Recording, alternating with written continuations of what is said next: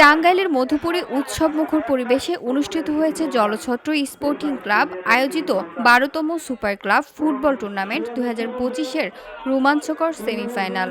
সোমবার বিকেল ৩:৩০টায় উপজেলা জলছত্র সরকারি প্রাথমিক বিদ্যালয় মাঠে অনুষ্ঠিত এই খেলায় গোপালপুর ফুটবল একাডেমি ০-১ গোলের ব্যবধানে পরাজিত করে ময়মনসিংহ ফুটবল একাদশকে।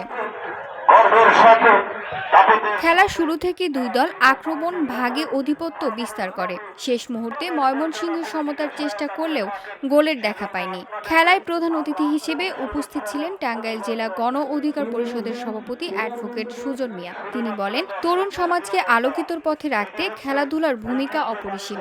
আমরা চাই ফুটবল সংস্কৃতি আবারও গ্রামে গঞ্জে জেগে উঠুক। এই আয়োজন মধুপুর সহ সমগ্র টাঙ্গাইলের খেলাধুলা অগ্রগতিতে বিশেষ ভূমিকা রাখবে।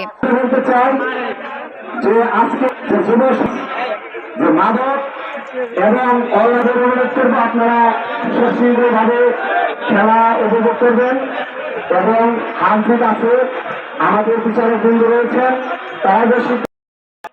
এ সময় উপস্থিত ছিলেন মধুপুর উপজেলা বিএনপির সভাপতি জাকির হোসেন সরকার, সহসভাপতি এম.এ. রতন হায়দার, কেন্দ্রীয় ছাত্রদলের সহসভাপতি নাজমুল হাসান, টাঙ্গাইল জেলা যুব অধিকার পরিষদের সাধারণ সম্পাদক মোহাম্মদ শরীফুল ইসলাম, মধুপুর উপজেলা ছাত্র অধিকার পরিষদের সভাপতি মোহাম্মদ একরামুল খান অনিক, সাধারণ সম্পাদক আশিকুল ইসলাম সহ অন্যান্যরা। বিকাল থেকেই মাঠে অর্ধ লক্ষ দর্শকের ঢল নামে। দর্শকদের উচ্ছ্বাস স্লোগানে পুরো মাঠ মুখরিত হয়ে ওঠে। খেলায় নিরাপত্তা ব্যবস্থাও ছিল চোখে পড়ার মতো।